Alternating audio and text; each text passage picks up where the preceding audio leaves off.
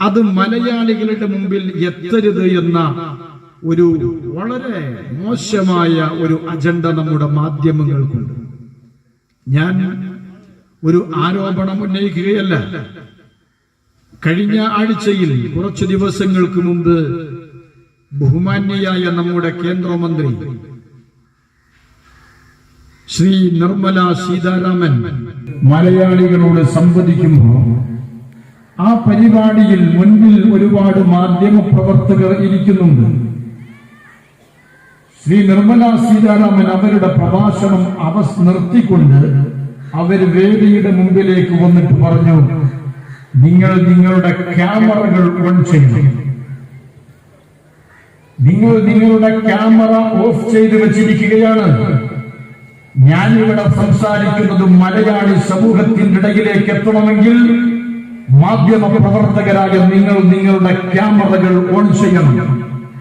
നിങ്ങളൊന്ന് ഓർത്തു നോക്കി, എത്ര വൃത്തികെട്ട ഒരു സമീപനമാണ് കേരളത്തിലെ മാധ്യമ പ്രവർത്തകരിൽ നിന്നുണ്ടായത്. ആരാധ്യയായ കേന്ദ്രമന്ത്രി പ്രഭാഷണം നടത്തുമ്പോ ആ കാര്യം ജനപദങ്ങളിലേക്ക് എത്തിച്ചു കൊടുക്കാൻ ഉത്തരവാദിത്വപ്പെട്ട മാധ്യമ പ്രവർത്തകർ അവരവരുടെ ക്യാമറ ഓഫാക്കിയിട്ട് ഇങ്ങനെ ഇരിക്കുകയാണ്. ആ ഒരു അവസ്ഥ നമ്മുടെ കേരളത്തിൽ ഉണ്ടാകുമ്പോ നമ്മുടെ പാർട്ടിയെ കുറിച്ച്, നമ്മുടെ ഭാരത സർക്കാരിനെ കുറിച്ച്, അതിന്റെ വികസന പ്രവർത്തനങ്ങൾ ജനപദങ്ങളിലേക്ക് എത്തിക്കുക എന്നത് നമ്മുടെ ഓരോരുത്തരുടെയും ബാധ്യതയാണ്. അതുകൊണ്ടാണ് നമ്മൾ ഇതുപോലെയുള്ള പരിപാടികൾ സംഘടിപ്പിക്കുന്നത്. നമുക്ക് കൃത്യമായ രാഷ്ട്രീയമായ അവബോധമുണ്ടാകണം. നമ്മളെ പതിറ്റാണ്ടുകൾക്ക് മുമ്പ് പറഞ്ഞു പഠിപ്പിച്ച കാര്യങ്ങളിലൂടെ മുന്നോട്ട് പോകുന്നതിനപ്പുറം നമുക്ക് നമ്മുടെ പരിസരങ്ങളെ കാണുവാൻ, ഈ രാജ്യത്തിന്റെ അതിന്റെ കൃത്യമായ അവസ്ഥാന്തരങ്ങളെ കുറിച്ച് മനസ്സിലാക്കുവാൻ നമുക്ക് സാധിക്കണം. 1947 ആഗസ്റ്റ് 15 ഭാരത മഹാരാജ്യം സ്വതന്ത്രയായി യൂണിയൻ ജാക്ക് പതാക വലിച്ചു താഴ്ത്തി ഇന്ത്യയുടെ സ്വാതന്ത്ര്യമുള്ള ആകാശത്തിലേക്ക് അശോക സ്തംഭാലങ്കൃതമായ മൂവർണ്ണക്കൊടി വലിച്ചുയർത്തി ഈ രാജ്യം സ്വതന്ത്രമായത് പ്രഖ്യാപനം നടത്തിയത്. 200 വർഷം ഈ രാജ്യത്തെ ഭരിച്ചു മുടിച്ച, ഈ രാജ്യത്തെ അധിനിവേശിച്ച ബ്രിട്ടീഷുകാരനിൽ നിന്ന് രാജ്യം സ്വതന്ത്രയാകുമ്പോ ബ്രിട്ടീഷുകാരൻ പോകുന്നതിന് മുമ്പ് നമ്മളെ പറഞ്ഞു പഠിപ്പിച്ചത്, ഭാരത നിവാസികൾ, ഇന്ത്യക്കാരെന്ന് പറഞ്ഞാൽ നിങ്ങൾ 3ാം കിട പൗരന്മാരാണ്, നിങ്ങൾ 3ാം ലോക ജനതയാണ്, നിങ്ങൾ അധകൃതരാണ്, കറുത്തവരാണ്, ബുദ്ധിയില്ലാത്തവരാണ്, വിവരമില്ലാത്തവരാണ്, അറിവില്ലാത്തവരാണ്, നിങ്ങൾ 3ാം ലോക ജനതയാണ് എന്നാണ് പടിഞ്ഞാറുകാരൻ നമ്മളെ പഠിപ്പിച്ചത്. ഇന്ത്യക്കാരനായി ജനിക്കുകയും ഇന്ത്യക്കാരനായി ജീവിക്കുകയും, എന്നാൽ ഇന്ത്യക്കാരേക്കാൾ പടിഞ്ഞാറിന്റെ ശൈലിയെയും ജീവിത ചുറ്റുപാടുകളെയും സ്നേഹിച്ചോ പ്രണയിച്ച ജവഹർലാൽ നെഹ്റുവും പഠിപ്പിച്ചത്, ഈ രാജ്യത്തെ പൗരന്മാരെ നമ്മൾ 3ാം കിട രാജ്യമാണ്, നമ്മൾ വികസ്വര രാഷ്ട്രമാണ്,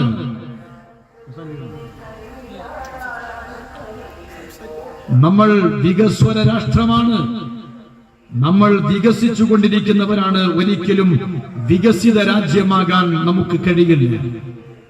അതാണ് ഭാരത നിവാസികളെ ഈ രാജ്യം 6.5 പതിറ്റാണ്ട് ഭരിച്ചു മുടിച്ച UPA, അതിന് നേതൃത്വം നൽകിയ കോൺഗ്രസുകാർ പറഞ്ഞു പഠിപ്പിച്ചത്. 6.5 പതിറ്റാണ്ടിനിടയിൽ മുതുമുത്തച്ഛൻ പ്രധാനമന്ത്രിയായി, അമ്മൂമ്മ പ്രധാനമന്ത്രിയായി, അച്ഛൻ പ്രധാനമന്ത്രിയായി, യുവരാജാവ് പ്രധാനമന്ത്രി പദത്തിനു വേണ്ടി നെട്ടോട്ടമോടിക്കൊണ്ടിരിക്കുന്ന ഒരു സാഹചര്യം. എന്റെ പ്രിയപ്പെട്ടവരെ, എന്നാൽ കോൺഗ്രസുകാരന്റെ കിരാത ഭരണം അവസാനിപ്പിച്ചുകൊണ്ട് 2014 ബഹുമാന്യനായ ശ്രീ നരേന്ദ്രമോദിജി ഭാരത മഹാരാജ്യത്തിന്റെ ഇന്ദ്രപ്രസ്ഥത്തിൽ അദ്ദേഹം പ്രധാനമന്ത്രിയായി അവരോധിക്കപ്പെട്ട ആ ഒരു സാഹചര്യം, ആ മെയ് മാസം കഴിഞ്ഞ് അടുത്ത ആഗസ്റ്റ് കടന്നു വന്ന് ആഗസ്റ്റ് 15 അന്ന് ചെങ്കോട്ടയിൽ അവിടെ അശോക സ്തംഭാലങ്കൃതമായ മൂവർണ്ണക്കൊടി ആകാശത്തിലേക്ക് പതിയെ പതിയെ വലിച്ചുയർത്തി ആ സ്വതന്ത്രാഘോഷങ്ങളുടെ വേളയിൽ പ്രിയങ്കരനായ ശ്രീ നരേന്ദ്രമോദിജി പ്രഖ്യാപിച്ചു, നാം വികസ്വര രാഷ്ട്രമല്ല, നാം മൂന്നാം ലോക രാജ്യമല്ല, നാം വികസിത രാജ്യമാണ്. നമുക്ക് ലോകത്തിന്റെ മുമ്പിൽ വികസിത രാജ്യമായി മുന്നോട്ട് പോകാൻ ഈ നാട്ടിലുള്ള രാജ്യത്തിലുള്ള സകലമാന പൗരന്മാരും ഓരോരുത്തരും ഒന്നായി കൈകോർത്ത് പിടിച്ചു നിന്നുകൊണ്ട് ഈ രാജ്യത്തെ ലോകത്തിന്റെ മുമ്പിൽ നമുക്ക് അടയാളപ്പെടുത്തേണ്ടതുണ്ട് എന്ന് ദീർഘദൃഷ്ടിയുള്ള, ഇച്ഛാശക്തിയുള്ള, ദേശീയതയോടും ദേശത്തോടും കൂറുള്ള, ഈ രാജ്യത്തെ സ്നേഹിക്കുന്ന, രാജ്യത്തിന്റെ ജനപദങ്ങളെ സ്നേഹിക്കുന്ന, രാജ്യത്തിലെ ജനങ്ങളുടെ ഔന്നിത്യം സ്വപ്നം കണ്ട് സ്വപ്നം കാണലുകൾക്കപ്പുറം അത് ജീവിതത്തിന്റെ പഠന പ്രബോധന പ്രയോഗവൽക്കരണ പാതയിൽ സുന്ദരമായി പ്രവൃത്തി പദത്തിൽ കൊണ്ടുവന്ന ഒരു പ്രധാനമന്ത്രിയുടെ കരങ്ങളിലേക്ക് ഭാരത മഹാരാജ്യത്തിന്റെ അതിന്റെ ഭരണമെത്തിയപ്പോ എന്താണ് നമ്മൾ കണ്ടത്? ഇവിടെ അഭിമന്യനായ എന്റെ ജ്യേഷ്ഠ സഹോദരൻ ആലി ഹാജി സൂചിപ്പിച്ചല്ലോ, അതുപോലെ നമുക്ക് മുമ്പ് സംസാരിച്ച മനുലാൽ സൂചിപ്പിച്ചല്ലോ, 200 വർഷം ഈ രാജ്യത്ത് അടക്കി ഭരിച്ച ബ്രിട്ടൻ എന്ന് പറയുന്ന സൂര്യനസ്തമിക്കാത്ത സാമ്രാജ്യത്വ ശക്തികളെ ലോക സമ്പദ്ഘടനയിൽ 6ാം സ്ഥാനത്തേക്ക് പിന്തള്ളിക്കൊണ്ട് 5ാം സ്ഥാനത്തേക്ക് നരേന്ദ്രമോദിജിയുടെ ഇന്ത്യ കടന്നു വന്നത് എന്റെ പ്രിയപ്പെട്ടവരെ 6.5 പതിറ്റാണ്ട് ഭരിച്ചു മുടിച്ചവർ. നരേന്ദ്രമോദിജി രാജ്യത്തിന്റെ ഭരണമേറ്റെടുക്കുന്ന കാലഘട്ടത്തിൽ ഇന്ത്യ സമ്പദ്ഘടനയുടെ വിഷയത്തിൽ 14ാമത്തെ സ്ഥാനമാണ്. 9.5 കൊല്ലം നരേന്ദ്രമോദിജി ഭരണം നടത്തിയപ്പോ ഇന്ത്യ 5ാം സ്ഥാനത്തേക്ക് ഉയർന്നു വന്നു. എല്ലാ മേഖലയിലും നമ്മൾ നോക്കിയാൽ വികസനത്തിന്റെ, രാജ്യത്തിന്റെ പുരോഗതി ഉന്നതമായ അവസ്ഥയിൽ മുന്നോട്ടു പോകുന്നു. ശ്രീ നരേന്ദ്രമോദിജി ഈ രാജ്യത്തിന്റെ ഭരണമേറ്റെടുക്കുന്ന ആ കാലഘട്ടത്തിൽ ഈ രാജ്യത്തുണ്ടായിരുന്നതിന്റെ പ്രിയപ്പെട്ടവരെ 72 വിമാനത്താവളങ്ങളാണ് ഇന്ത്യയിൽ ഉണ്ടായിരുന്നത്. എന്നാൽ നരേന്ദ്രമോദിജി അധികാരമേറ്റെടുത്ത് രാജ്യത്തിന്റെ ഇൻഫ്രാസ്ട്രക്ചറിന്റെ വികസനത്തിന് വേണ്ടി പണിയെടുക്കുമ്പോ ഇന്ന് ഭാരത മഹാരാജ്യത്തിൽ 152 വിമാനത്താവളങ്ങളുണ്ട്. ഇത് നിസ്സാരമായ കാര്യമല്ല. 72 ഉണ്ടായിരുന്നത് ഇരട്ടിക്ക് മുകളിൽ 152ഓളം എയർപോർട്ടുകൾ കൊണ്ട് ഈ രാജ്യം സമ്പന്നമായത്. നരേന്ദ്രമോദിജി അധികാരമേറ്റെടുക്കുമ്പോൾ 18 സീപോർട്ടുകളാണ് ഭാരത മഹാരാജ്യത്തിൽ ഉണ്ടായിരുന്നതെങ്കിൽ ഇന്ന് അത് 36ആയി വർദ്ധിച്ചിരിക്കുന്നു. എന്റെ പ്രിയപ്പെട്ടവരെ, നരേന്ദ്രമോദിജി അദ്ദേഹം ഇൻഫ്രാസ്ട്രക്ചറിന്റെ വിഷയത്തിൽ മാത്രമല്ല, രാജ്യത്തെ സകലമാന പൗരന്മാരുടെയും അവരുടെ ജീവിതത്തിന്റെ ആ ജീവിതം ഔന്നത്യത്തിലേക്ക് കൊണ്ടുവരാൻ അവരെ സകല തരത്തിലും സംസ്കരിച്ച് സമുദ്ധരിച്ച് അവരെ ലോകത്തിന്റെ മുമ്പിൽ നടക്കാൻ പര്യാപ്തമായ ഒരവസ്ഥയിലേക്ക് ഹസ്തദാനം ചെയ്ത് ഉയർത്തിയെടുക്കുവാൻ പരിശ്രമിച്ച ഒരു പ്രധാനമന്ത്രി. ഇത് കേവലം അവകാശ പ്രഖ്യാപനമാണോ? ഇത് കേവലം അവകാശവാദമാണോ? ഒരിക്കലുമല്ല. നമ്മളെല്ലാവരും ഇന്ന് ജീവിക്കുന്നവർ ഭാഗ്യവാന്മാരാണ്.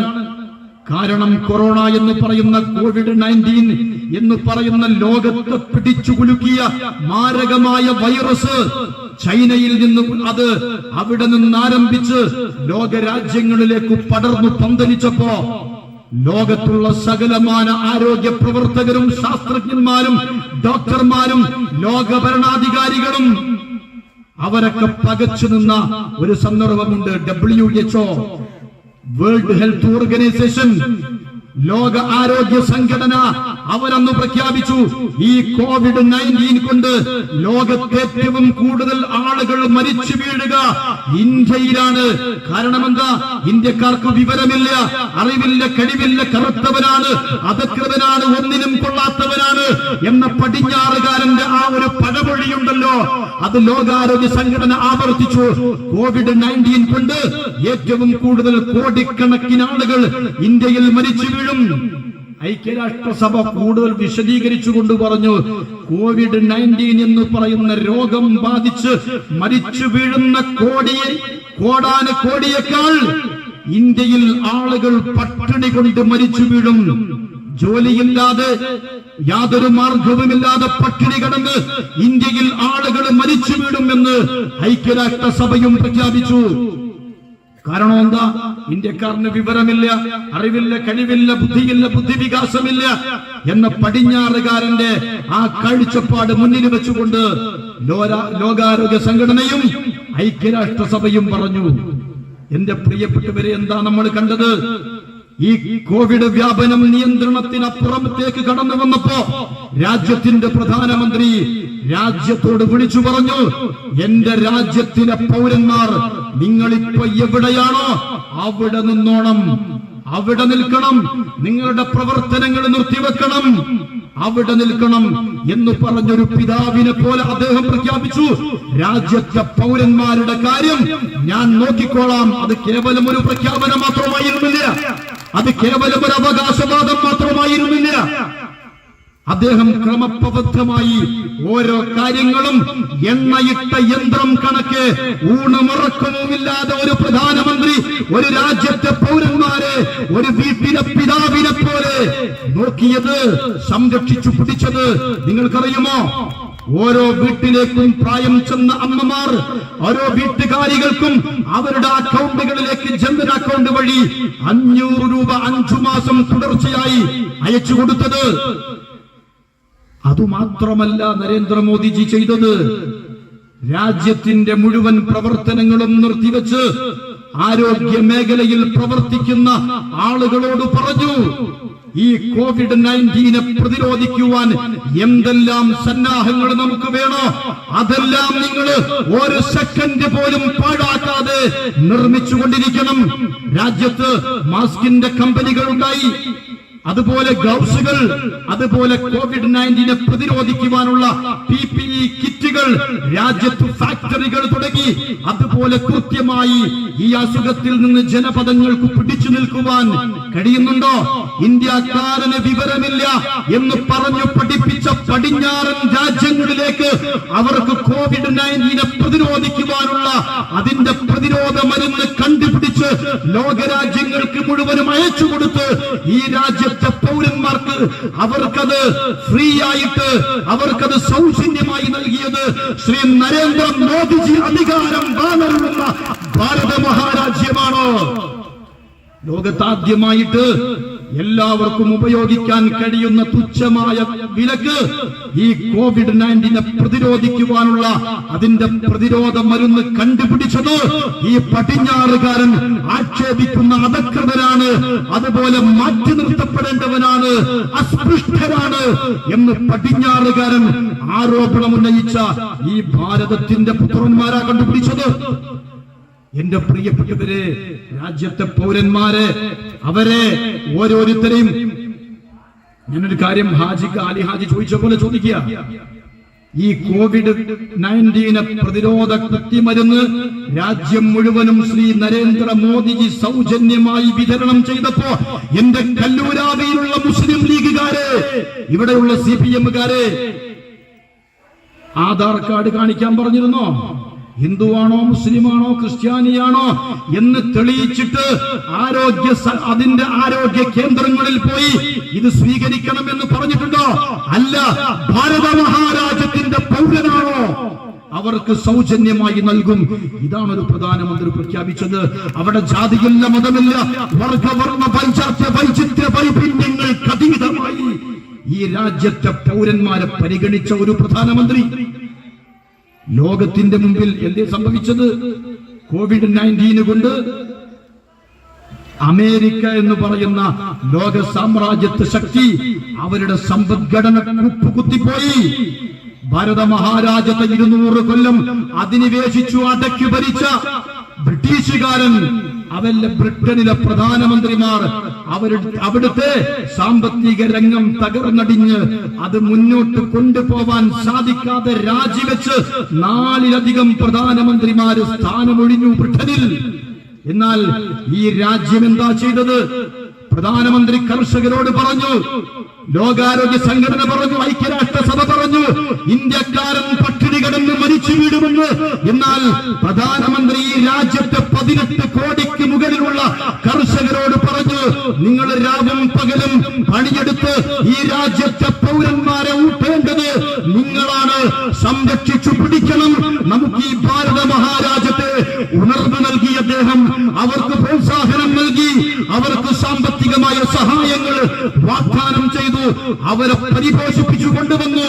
ആ കൃഷിക്കാർ അവരെ കയ്യും മെയ്യും മറന്ന് രാവും പകലും മറന്ന് ഭാരതത്തിന്റെ കൃഷിയിടങ്ങളിൽ അവർ പണിയെടുത്ത് പൊന്നു വിളയിച്ച് എന്റെ പ്രിയപ്പെട്ടവരെ ബ്രസീലിനെ പുറകിലേക്ക് താഴ്ത്തിക്കൊണ്ട് ഭാരത മഹാരാജ്യത്തിലെ മുഴുവൻ ജനങ്ങൾക്കും കഴിക്കുവാനുള്ള ഭക്ഷ്യധാന്യങ്ങൾ സംഭരിച്ചു വെച്ചതിന് ശേഷം 1.5 വർഷത്തേക്ക് 140 കോടി ജനങ്ങൾക്ക് മൃഷ്ടാന്നം ഭുജിക്കുവാനുള്ള ധാന്യം അവശേഷിപ്പിച്ചതിന് ശേഷം ലോക രാജ്യങ്ങളിലേക്ക് അത് കയറ്റി അയച്ചു ഈ രാജ്യത്തിന്റെ പ്രധാനമന്ത്രി ശ്രീ നരേന്ദ്രമോദിജി. അപ്പോഴാണ് ലോകാരോഗ്യ സംഘടന ഐക്യരാഷ്ട്രസഭ പറഞ്ഞത്, ഇന്ത്യയിലായിരിക്കും ഏറ്റവും കൂടുതൽ ആളുകൾ മരിച്ചു വീഴുക. 140 കോടിക്ക് മുകളിൽ ജനസംഖ്യയുടെ അടിസ്ഥാനത്തിൽ നാം പരിശോധിച്ചാൽ ലോകത്തെ ഏറ്റവും കുറവ് കോവിഡ് കൊണ്ട് ആളുകൾ മരിച്ചത് നമ്മളുടെ ഭാരത മഹാരാജ്യത്തിലാണ്. ഒരു പ്രധാനമന്ത്രിയുടെ ഇച്ഛാശക്തിയായിരുന്നു അത്. എന്റെ പ്രിയപ്പെട്ട മുസ്ലിം ലീഗുകാരെ, എന്റെ പ്രിയപ്പെട്ട CPM-കാരെ, കോൺഗ്രസുകാരെ, നിങ്ങൾ മനസ്സിലാക്കണം, ആരോപണങ്ങൾക്ക് പ്രത്യാരോപണങ്ങൾക്ക് അധിക്ഷേപങ്ങൾക്കപ്പുറം രാഷ്ട്രീയത്തിന്റെ തിമിരം ബാധിച്ച മഞ്ഞക്കണ്ണടകൾക്കപ്പുറം വിശദമായി വിശാലമായി കൃത്യമായി ഈ രാജ്യത്തിന്റെ വർത്തമാനകാല രാഷ്ട്രീയ സാഹചര്യങ്ങളെ അവലോകനം ചെയ്താൽ ഞാൻ ഈ പറയുന്ന കാര്യങ്ങളോ നിങ്ങൾക്ക് നിഷേധിക്കുവാൻ കഴിയുമോ? നിഷേധിക്കാൻ കഴിയില്ല. സ്വന്തം രാജ്യത്തെ അദ്ദേഹം കൃത്യമായി സംരക്ഷിച്ചു പിടിച്ചു. അതുപോലെ എല്ലാ നിലക്കുമുള്ള വികസന പ്രവർത്തനങ്ങളിൽ പ്രധാനമന്ത്രി കൃത്യമായ അദ്ദേഹത്തിന്റെ മേൽനോട്ടത്തിലും കൃത്യമായ സൂക്ഷ്മമായ അദ്ദേഹത്തിന്റെ പരിശോധനയിലും രാജ്യത്തെ മുഴുവൻ പ്രവർത്തനങ്ങളും എണ്ണയിട്ട യന്ത്രം പോലെ കൃത്യമായി മുന്നോട്ട് പോകുന്നു.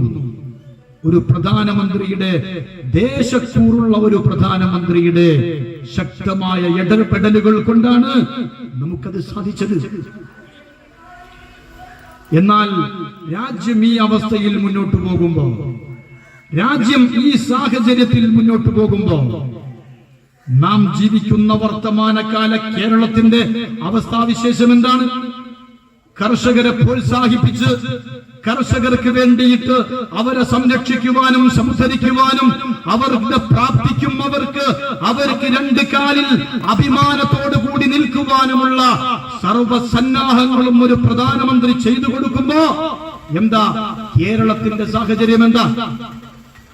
മാസങ്ങൾക്ക് മുമ്പ് പിണറായി വിജയൻ തിരുവനന്തപുരത്ത് അനന്തപുരിയിൽ കേരളീയം സംഘടിപ്പിച്ചത്, കേരളീയ മഹാമഹം സംഘടിപ്പിച്ചു. അനന്തപുരിയിൽ 27 കോടി രൂപ ദിവസങ്ങൾക്ക്, ചുരുങ്ങിയ ദിവസങ്ങൾക്ക് വേണ്ടി മാത്രം 27 കോടി രൂപ ഖജനാവിൽ നിന്നെടുത്ത് ധൂർത്തടിച്ച് നശിപ്പിച്ചു കളഞ്ഞു കേരളത്തിന്റെ മുഖ്യമന്ത്രി. ആ സന്ദർഭത്തിലാണ് കേരളീയ മഹാമഹം നടക്കുന്നതിന്റെ വേദിയിൽ പ്രിയങ്കരനായ ഈ നമ്മുടെ മുഖ്യമന്ത്രി ഇരിക്കുന്നു, അതിനപ്പുറത്ത് കമലടത്തിയിരിക്കുന്നു, അതിനപ്പുറത്ത് വീണമോളിരിക്കുന്നു, അതിനപ്പുറത്ത് വീണയുടെ മക്കൾ, ഇവരുടെ ഒരു ഫാമിലി, പിണറായി വിജയന്റെ കുടുംബത്തിന്റെ ഒരു ഫാമിലി ഇവന്റ് പോലെ ഈ കേരളത്തിന്റെ ഖജനാവ് എടുത്തിട്ട് ഇവരുടെ ഫാമിലി ഇവന്റ് നടത്തണോ? പിണറായി വിജയൻ എവിടേക്കും പോകുകയാണെങ്കിൽ ജീൻസും ടീഷർട്ടും ഇട്ടിട്ട് കമലടത്തേക്ക് കൂടെ പോകണം. അത് ഈ നാടിന്റെ ഖജനാവിന്റെ ചെലവ് കൊണ്ട് വേണോ? ഇനിയിപ്പോ ഈ നവകേരള സദസ്സും കഴിഞ്ഞ് മുഖ്യമന്ത്രി വീട്ടിലെത്തിയ ഉണ്ടാവാൻ പോണ കുഴപ്പം വലിയ കുഴപ്പമായിരിക്കും. കാരണം എന്താ, ഈ പറയുന്ന 1,10,00,000 ബസ്സിൽ കമലയിടത്തേക്ക് സീറ്റ് കൊടുത്തിട്ടില്ല. അതിന്റെ കുഴപ്പം ഇനിയിപ്പോ അവരാഭ്യന്തര കാര്യവും ഞാൻ അതിലേക്ക് പ്രവേശിക്കുന്നില്ല. കേരളീയ മഹാമഹം നടത്തി കോടാനുകോടികൾ ധൂർത്തടിച്ചു. 2 കോടി രൂപയാണ് അവര് ഭക്ഷണം കഴിക്കാൻ ഉപയോഗിച്ചത്. ഒരാള് 24. ഇവരെന്താ മിണുങ്ങിയതെന്ന് പടച്ചോനാണ്. ഞാൻ തമാശ പറയല്ല. ആ സമയത്താണ് ഇവിടുത്തെ പാവപ്പെട്ട കർഷകർ പ്രയാസപ്പെടുന്നത്. ആ സമയത്താണ് നമ്മുടെ പാലക്കാട്, അതുപോലെ ആലപ്പുഴയിൽ, കുട്ടനാട്ടിൽ കർഷകർ ജീവിതത്തിന് ഗത്യന്തരമില്ലാതെ ആത്മഹത്യ ചെയ്യുന്നത്. ഇവിടെ മണിനാട് സൂചിപ്പിച്ചല്ലോ, പ്രസാദ് എന്ന് പറയുന്ന ഒരു കർഷകൻ, അദ്ദേഹത്തിന്റെ സുഹൃത്തിനെ ഫോണിൽ വിളിക്കുന്നത് നമ്മൾ സോഷ്യൽ മീഡിയകളിൽ, ഇവിടുത്തെ ദൃശ്യ മാധ്യമങ്ങളിൽ നമ്മൾ കണ്ടില്ലേ. പ്രസാദ് പറയാ, ഞാൻ ജീവിതത്തിൽ തോറ്റുപോയവനാണ്, ഞാൻ ജീവിതത്തിൽ പരാജയപ്പെട്ടു പോയവനാണ്. പ്രസാദ് എങ്ങനെയാ തോറ്റത്? പ്രസാദ് കബഡി കളിക്കാൻ പോയി തോറ്റതല്ല. പ്രസാദ് കേരളത്തിലെ ഞാനും നിങ്ങളും അടക്കമുള്ള മലയാളികൾക്ക് നമുക്ക് ഭക്ഷണം കഴിക്കാൻ വേണ്ടി, ഭരത് മമ്മൂട്ടി പറഞ്ഞല്ലോ, കർഷകൻ കാല് ചേറിൽ വെക്കുമ്പോഴാണ് നമ്മൾ കൈകൾ ചോറിൽ വെക്കുന്നതെന്ന് മമ്മൂട്ടി പറഞ്ഞല്ലോ. കേരളത്തിന്റെ മണ്ണിന്റെ മക്കളെ അവരെ ഊട്ടാൻ വേണ്ടി, അവർക്കൊരു പിടി അന്നത്തിന് വേണ്ടി വയലിൽ പണിയെടുത്ത് നെല്ല് വിളയിപ്പിച്ച് സ്വർണം വിളയിപ്പിച്ച് പ്രസാദ് അത് കൊണ്ടുപോയി കൊടുക്കുമ്പോ, പ്രസാദിനെ പോലെയുള്ള കർഷകർക്ക് അവരുടെ വിഹിതം കൊടുക്കാൻ മുഖ്യമന്ത്രി പിണറായി വിജയന്റെ ഖജനാവിൽ പൈസയില്ല എന്ന് ഇയാള് സുഹൃത്തിനോട് പറയാ, ഞാൻ തോറ്റുപോയി, എന്റെ മുമ്പിൽ ആത്മഹത്യയല്ലാതെ വേറെ മാർഗമില്ല. അദ്ദേഹം ഉപദേശിച്ചു ആത്മഹത്യ ചെയ്യാതിരിക്കാൻ. പക്ഷേ പ്രസാദിന് ഗത്യന്തരമില്ലാതെ ആത്മഹത്യ ചെയ്തു. കണ്ണൂർ ജില്ലയിൽ ഒരു ക്ഷീര കർഷകന് കഴിഞ്ഞ ദിവസം ആത്മഹത്യ ചെയ്തു. അതുപോലെ കർഷകരെല്ലാവരും അവരിങ്ങനെ ജീവിക്കുവാനുള്ള ഗത്യന്തരമില്ലാതെ ആത്മഹത്യയിൽ അവര് അഭയം പ്രാപിക്കുമ്പോ മുഖ്യമന്ത്രിയുടെ പുതിയ പരിപാടി എന്താ? മുഖ്യമന്ത്രിയുടെ പുതിയ പരിപാടി ഇപ്പൊ നമ്മളെ ഇവിടുന്നാണല്ലോ, നിങ്ങളെ കാസർഗോഡ് നിന്നാണല്ലോ ഉദ്ഘാടനം കഴിഞ്ഞത്. നവകേരള സദസ്. നവകേരള സദസ് കോൺഗ്രസിന്റെ ഒരു നേതാവുണ്ട്, MM ഹസൻ. അദ്ദേഹം പറഞ്ഞു, ഇതിന് നവകേരള സദസ് എന്നല്ല പേരിടേണ്ടത്, ദുരിത കേരള സദസ് എന്ന് പേര് വെക്കണം.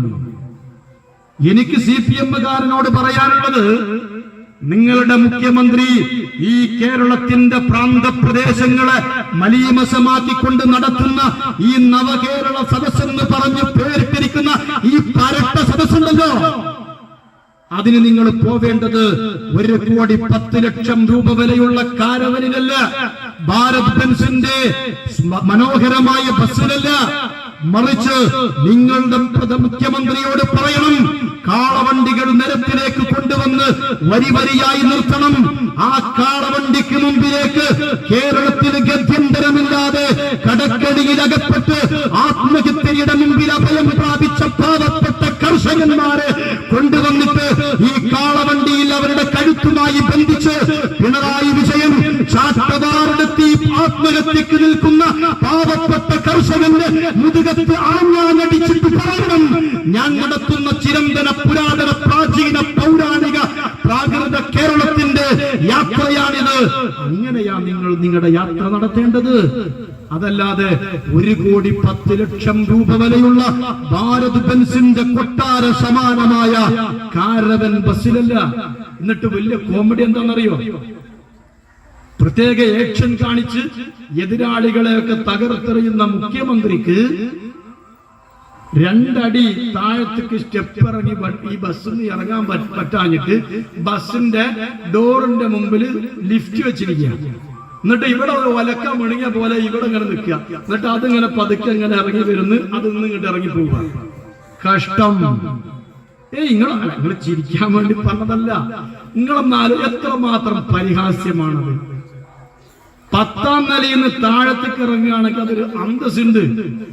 2 അടി താഴേക്ക് ഇറങ്ങാം, ഒരു മുഴുവൻ മനുഷ്യൻ ഇങ്ങനെ ഒന്ന് നിൽക്കുക അതിന്റെ മുമ്പിൽ ഒലക്ക മുണങ്ങിയ പോലെ. കഷ്ടം. എന്നിട്ട് ഇടുക്കിയിലെ അന്നമ്മച്ചേടത്തി എന്ന് പറയുന്ന പാവപ്പെട്ട ഒരു വയോധികയായ സ്ത്രീ, അവര് ജീവിക്കുവാൻ ഗത്യന്തരമില്ലാതെ ഒരു നേരത്തെ കഞ്ഞിക്കൊരു ചമ്മന്തി അരക്കാൻ 2 കഷ്ണം ചെറിയുള്ളിയില്ലാതെ പച്ചമുളകില്ലാതെ പട്ടിണി കിടന്നപ്പോ അവരൊരു പിച്ചച്ചട്ടിയുമായി ജനപദങ്ങളുടെ മുമ്പിൽ വന്നിട്ട് പറഞ്ഞു, വിശക്കുന്നുണ്ട്, വല്ലതും തരുവോ എന്ന് ചോദിച്ചപ്പോ ദേശത്തിന്റെ അപമാനം പോലെ ദേശാപമാനി കണ്ടശെഴുതുക. അന്നമ്മച്ചേടത്തി കോടീശ്വരിയാണ്. അന്നമ്മച്ചേടത്തിന്റെ വലിയ മോള് ലണ്ടനിലാണ്, ചെറിയ മോള് അമേരിക്കയിലാണ്. കഷ്ടം, പരമ കഷ്ടം. എറണാകുളത്ത് 2 വയോധികരായ ദമ്പതികൾ മരുന്ന് വാങ്ങാൻ ഒരു നേരത്തെ പനിക്ക് ഒരു നേരത്തെ ഗുളിക, ഒരു പാരാസെറ്റാമോള് വാങ്ങാൻ പണമില്ലാതെ പ്രയാസപ്പെട്ടപ്പോ നിരത്തിലേക്ക് ഇറങ്ങിയപ്പോ അവരോട് ഭർസിക്കുന്ന, അവരെ തെറി വിളിക്കുന്ന ഒരു വല്ലാത്ത അവസ്ഥയിലേക്ക് കേരളത്തിന്റെ രാഷ്ട്രീയം പോകുമ്പോ കർഷകരിങ്ങനെ പ്രയാസപ്പെടുന്നതിന്റെ കാരണം എന്താ? ഇവര് പറയാ കേന്ദ്രം തരുന്നില്ല, കേന്ദ്രം തരുന്നില്ല, കേന്ദ്രം ഫണ്ട് അനുവദിക്കുന്നില്ല. എന്നാൽ ഇവരുടെ ശമ്പള വർധനവിനും ഇവർക്ക് കണ്ണാട വാങ്ങാനും ഇവർക്ക് പെർഫ്യൂം വാങ്ങാനും. ഇപ്പൊ നമ്മുടെ മന്ത്രി ഉണ്ടല്ലോ, എന്തുട്ടാ അവരുടെ പേര്, എന്തുട്ടാ ബിന്ദു അല്ലേ? അവർക്ക് കടുത്ത പല്ലുവേദന കാരണം പല്ലുവേദനക്ക് സൂചി വെക്കാൻ വേണ്ടി 10,000 റുപ്യ, 10,000 ആണോ 12,000 താഴെ. അല്ല, പല്ലുവേദന വല്ലാത്ത ഇടങ്ങേറ് തന്നെയാണ്. പല്ലുവേദന എനിക്കുണ്ടായിട്ടില്ല, ഇല്ലാതിരിക്കട്ടെ. പല്ലുവേദന ഉണ്ടായിട്ടുള്ള എന്റെ ഉമ്മയൊക്കെ വല്ലാത്ത ഇടങ്ങേറാണ്. അപ്പൊ നമ്മളെ മന്ത്രിക്ക് അതെല്ലാവരും ഒന്ന് ആശീർവദിച്ച് അനുമോദിച്ചു കൊടുത്തോണം. നാട്ടിലെ ആളുകൾ പട്ടിണി കിടക്കുമ്പോ പല്ലുവേദനക്ക് പൊന്നാര മന്ത്രിയെ ഒരു പെയിൻ കില്ലർ കുടിച്ചാ പോലെ, അല്ലെങ്കിൽ നിങ്ങളെ പൈസക്കാരത്തിയല്ലേ, അവനാന്റെ കീശിന്ന് കായെടുത്ത് വാങ്ങിയാ പോരെ. എന്നിട്ട് കേരളത്തിന്റെ ഖജനാവിൽ നിന്ന് പല്ലുവേദനക്ക് 12,000 താഴെ എഴുതി വാങ്ങി. ഇവർക്കൊക്കെ വയറിളക്കം പിടിക്കാതെ കേട്ടെ, പിടിച്ചാൽ ഇടങ്ങേറാവുന്നു. പല്ലുവേദനക്ക് 12,000. അല്ലാഹ് കാക്കട്ടെ. ഞാൻ പറഞ്ഞു വരുന്നത് കേരളത്തിലെ കർഷകർ ആത്മഹത്യ ചെയ്യാനുള്ള കാരണം കേന്ദ്രമാണ് എന്ന് പറയുന്ന ആളുകൾ, ആ തെറ്റിദ്ധാരണയിൽ ഈ പറയുന്ന കല്ലൂരാവിയിൽ ആരെങ്കിലും അകപ്പെട്ടിട്ടുണ്ടെങ്കിൽ ഞാൻ പറയട്ടെ, മാസങ്ങൾക്ക് മുമ്പ് കേന്ദ്രമന്ത്രി, ഈ അഗ്രികൾച്ചറിന്റെ കൃഷി വകുപ്പ് മന്ത്രിയായ ഈ മധ്യപ്രദേശിൽ നിന്നുള്ള നരേന്ദ്രസിംഗ് തോമർ എന്ന് പറയുന്ന കേന്ദ്ര ക്യാബിനറ്റ് മന്ത്രി കേരളത്തിൽ വന്നപ്പോ കേരളത്തിലെ മാധ്യമ പ്രവർത്തകര് അദ്ദേഹത്തോട് ചോദിച്ചു, ഇതാ കേരളത്തിലെ കർഷകരൊക്കെ ആത്മഹത്യയുടെ മുനമ്പിലാണ്, അവർക്ക് ഗത്യന്തരമില്ല, എന്താ നിങ്ങൾ കേന്ദ്രം ഫണ്ട് അനുവദിക്കാത്തത് എന്ന് അദ്ദേഹത്തോട് ചോദിച്ചപ്പോ ശ്രീ തോമർ കൃത്യമായി വസ്തുനിഷ്ഠപരമായി കണക്ക് അവതരിപ്പിച്ചുകൊണ്ട് പറഞ്ഞു, ഞങ്ങൾ കേരളത്തിന് യാതൊരു വകയും ഒരു വിഹിതം, 1 രൂപ പോലും പെൻഡിംഗ് ഇല്ല, കുടിശ്ശികയില്ല, മുഴുവനും കൊടുത്തിട്ടുണ്ട് എന്ന്. നാം ജീവിക്കുന്ന വർത്തമാനകാല കേരളത്തിന്റെ അവസ്ഥാവിശേഷം എന്താണ്? കർഷകരെ പ്രോത്സാഹിപ്പിച്ച് കർഷകർക്ക് വേണ്ടിയിട്ട് അവരെ സംരക്ഷിക്കുവാനും സമുദ്ധരിക്കുവാനും അവരുടെ പ്രാപ്തിക്കും അവർക്ക് 2 കാലിൽ അഭിമാനത്തോടു കൂടി നിൽക്കുവാനുമുള്ള സർവസന്നാഹങ്ങളും ഒരു പ്രധാനമന്ത്രി ചെയ്തു കൊടുക്കുമ്പോ എന്താ കേരളത്തിന്റെ സാഹചര്യം? എന്താ? മാസങ്ങൾക്ക് മുമ്പ് പിണറായി വിജയൻ തിരുവനന്തപുരത്ത് അനന്തപുരിയിൽ കേരളീയം സംഘടിപ്പിച്ചത്, കേരളീയ മഹാമഹം സംഘടിപ്പിച്ചു. അനന്തപുരിയിൽ 27 കോടി രൂപ ദിവസങ്ങൾക്ക്, ചുരുങ്ങിയ ദിവസങ്ങൾക്ക് വേണ്ടി മാത്രം 27 കോടി രൂപ ഖജനാവിൽ നിന്നെടുത്ത് പൂർത്തടിച്ച് നശിപ്പിച്ചു കളഞ്ഞു കേരളത്തിന്റെ മുഖ്യമന്ത്രി. ആ സന്ദർഭത്തിലാണ് കേരളീയ മഹാമഹം നടക്കുന്നതിന്റെ വേദിയിൽ പ്രിയങ്കരനായ നമ്മുടെ മുഖ്യമന്ത്രി ഇരിക്കുന്നു, അതിനപ്പുറത്ത് കമലടത്തിയിരിക്കുന്നു, അതിനപ്പുറത്ത് വീണമോളിരിക്കുന്നു, അതിനപ്പുറത്ത് വീണയുടെ മക്കൾ, ഇവരുടെ ഒരു ഫാമിലി, പിണറായി വിജയന്റെ കുടുംബത്തിന്റെ ഒരു ഫാമിലി ഇവന്റ് പോലെ ഈ കേരളത്തിന്റെ ഖജനാവ് എടുത്തിട്ട് ഇവരുടെ ഫാമിലി ഇവന്റ് നടത്തണോ? പിണറായി വിജയൻ എവിടേക്ക് പോകുകയാണെങ്കിൽ ജീൻസും ടീഷർട്ടും ഇട്ടിട്ട് കമലടത്തേക്ക് കൂടെ പോകണം. അത് ഈ നാടിന്റെ ഖജനാവിന്റെ ചെലവ് കൊണ്ട് വേണോ? ഇനിയിപ്പോ ഈ നവകേരള സദസ്സും കഴിഞ്ഞ് മുഖ്യമന്ത്രി വീട്ടിലെത്തിയ ഉണ്ടാവാൻ പോണ കുഴപ്പം വലിയ കുഴപ്പമായിരിക്കും. കാരണം എന്താ? ഈ പറയുന്ന 1,10,00,000 ബസ്സിന് കമലയിടത്തേക്ക് സീറ്റ് കൊടുത്തിട്ടില്ല. അതിന്റെ കുഴപ്പം ഇനിയിപ്പോ അവരാഭ്യന്തര കാര്യങ്ങൾ ഞാൻ അതിലേക്ക് പ്രവേശിക്കുന്നില്ല. കേരളീയ മഹാമഹം നടത്തി കോടാനുകോടികൾ ദൂർത്തടിച്ചു. 2 കോടി രൂപയാണ് അവര് ഭക്ഷണം കഴിക്കാൻ ഉപയോഗിച്ചത്. ഒരാള് 24. ഇവരെന്താ മുണങ്ങിയതെന്ന് പടച്ചവനാണ്. ഞാൻ തമാശ പറയല്ല. ആ സമയത്താണ് ഇവിടുത്തെ പാവപ്പെട്ട കർഷകർ പ്രയാസപ്പെടുന്നത്. ആ സമയത്താണ് നമ്മുടെ പാലക്കാട്, അതുപോലെ ആലപ്പുഴയിൽ, കുട്ടനാട്ടിൽ കർഷകർ ജീവിതത്തിന് ഗത്യന്തരമില്ലാതെ ആത്മഹത്യ ചെയ്യുന്നത്. ഇവിടെ മലനാട് സൂചിപ്പിച്ചല്ലോ. പ്രസാദ് എന്ന് പറയുന്ന ഒരു കർഷകൻ, അദ്ദേഹത്തിന്റെ സുഹൃത്തിനെ ഫോണിൽ വിളിക്കുന്നത് നമ്മൾ സോഷ്യൽ മീഡിയകളിൽ, ഇവിടുത്തെ ദൃശ്യ മാധ്യമങ്ങളിൽ നമ്മൾ കണ്ടില്ലേ. പ്രസാദ് പറയാ, ഞാൻ ജീവിതത്തിൽ തോറ്റുപോയവനാണ്, ഞാൻ ജീവിതത്തിൽ പരാജയപ്പെട്ടു പോയവനാണ്. പ്രസാദ് എങ്ങനെയാ തോറ്റത്? പ്രസാദ് കബഡി കളിക്കാൻ പോയി തോറ്റതല്ല. പ്രസാദ് കേരളത്തിലെ ഞാനും നിങ്ങളും അടക്കമുള്ള മലയാളികൾക്ക് നമുക്ക് ഭക്ഷണം കഴിക്കാൻ വേണ്ടി, ഭരത് മമ്മൂട്ടി പറഞ്ഞല്ലോ, കർഷകൻ കാല് ചേറിൽ വെക്കുമ്പോഴാണ് നമ്മൾ കൈകൾ ചോറിൽ വെക്കുന്നത്. മമ്മൂട്ടി പറഞ്ഞല്ലോ, കേരളത്തിന്റെ മണ്ണിന്റെ മക്കളെ അവരെ ഊട്ടാൻ വേണ്ടി, അവർക്കൊരു പിടി അന്നത്തിന് വേണ്ടി വയലിൽ പണിയെടുത്ത് നെല്ല് വിളയിപ്പിച്ച് സ്വർണം വിളയിപ്പിച്ച് പ്രസാദ് അത് കൊണ്ടുപോയി കൊടുക്കുമ്പോ പ്രസാദിനെ പോലെയുള്ള കർഷകർക്ക് അവരുടെ വിഹിതം കൊടുക്കാൻ മുഖ്യമന്ത്രി പിണറായി വിജയന്റെ ഖജനാവിൽ പൈസയില്ല എന്ന്. എന്തിനാ ഭാരതീയ ജനതാ പാർട്ടിയുടെ ജില്ലാ അധ്യക്ഷന്മാർ നമ്മുടെ കേരളത്തിന്റെ തീരദേശ മേഖലയിലൂടെ അവർ റാലി നടത്തിയതിനാണെന്നറിയോ?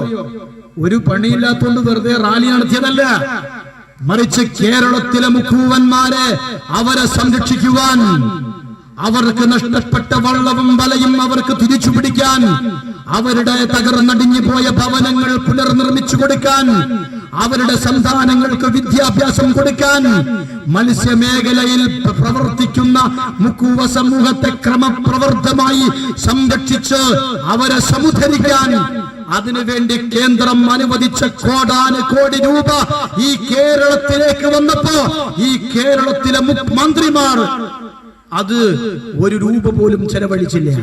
ഞാൻ ആരോപണം പറയണോ? മാസങ്ങൾക്ക് മുമ്പാണ് ഗുജറാത്തിൽ നിന്നുള്ള കേന്ദ്രമന്ത്രി ശ്രീ പർഷോത്തം രൂപാലാജി എന്ന് പേരുള്ള കേന്ദ്രമന്ത്രി, നരേന്ദ്രമോദിജിയുടെ ഗുരുതുല്യനായ മനുഷ്യനാണ് അദ്ദേഹം. വയോധികനായ പരിണതപ്രജ്ഞനായ ആ മന്ത്രി, കേന്ദ്രമന്ത്രി കേരളത്തിന് വന്നു.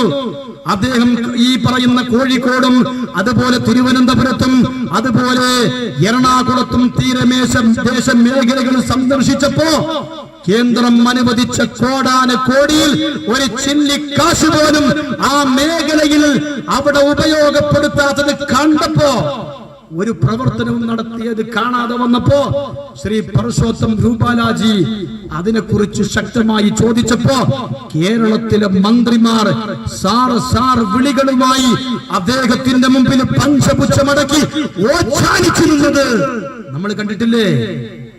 എല്ലാ നിലക്കും കേന്ദ്രം അനുവദിക്കുന്ന ഫണ്ടുകൾ ഹൈഡ് ചെയ്തു വെക്കുന്നവർ.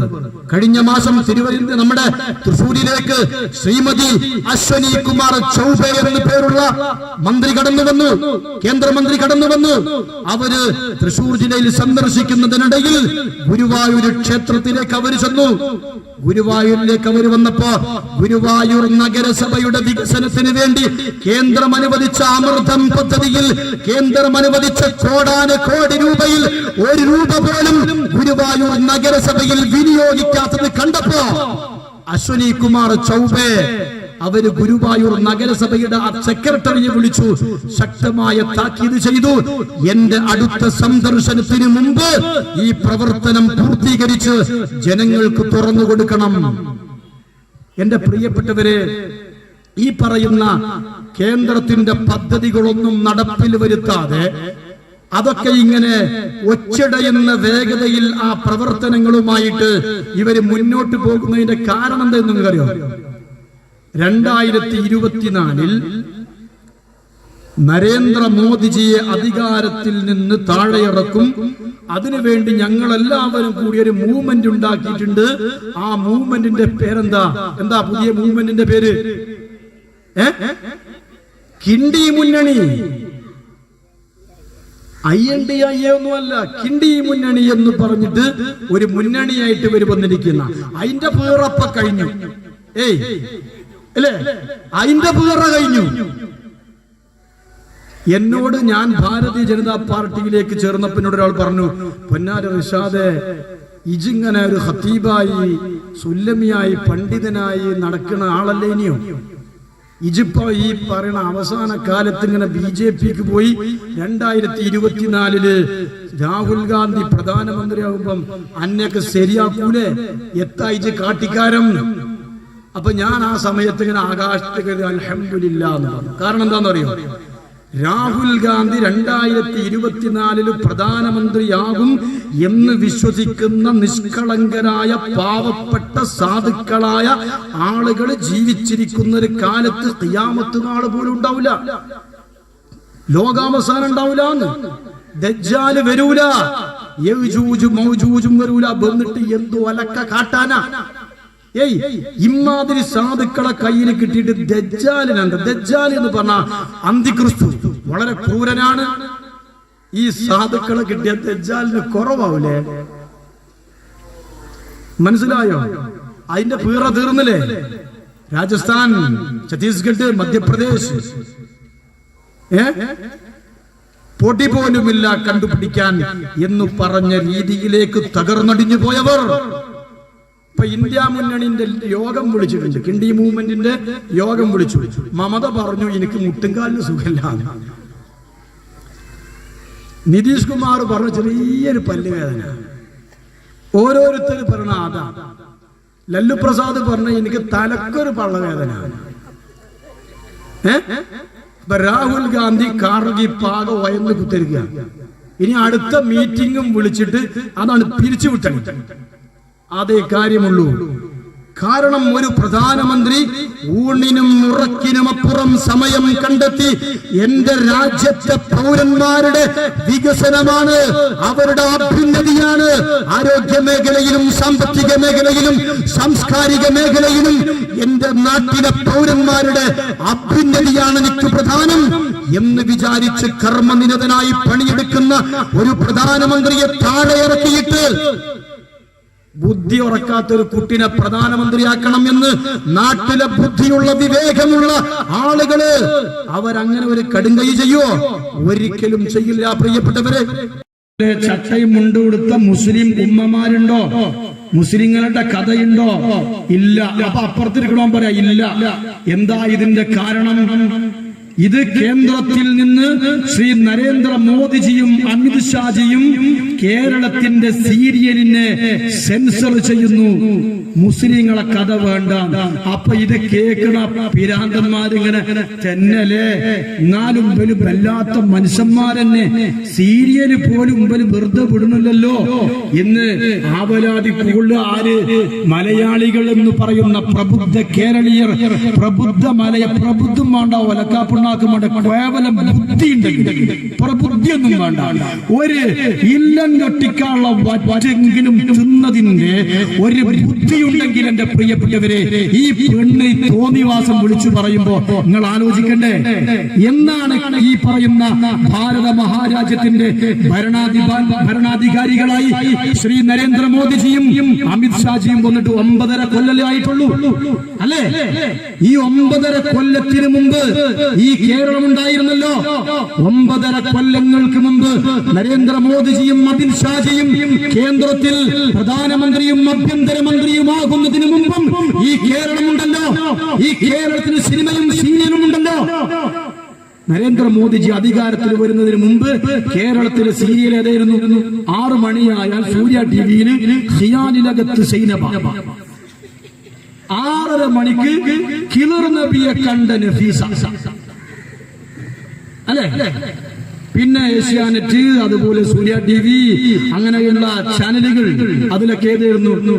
ബദർ യുദ്ധം, ഉഹദ് യുദ്ധം, ഹുനൈൻ യുദ്ധം, ഫത്ഹ് മക്ക, മുഅ്ത യുദ്ധം, സ്വഹാബ വനിതകളുടെ ജീവിതം, പ്രവാചക പത്നിമാരുടെ കഥകൾ. ഇതായിരുന്നില്ലേ കേരളത്തിലെ സീരിയലിൽ? നരേന്ദ്രമോദിജിയും അമിത്ഷാജിയും വന്ന് ഖിയാലിലകത്ത് സൈനബ് ആദ്യം കെട്ടിയത്.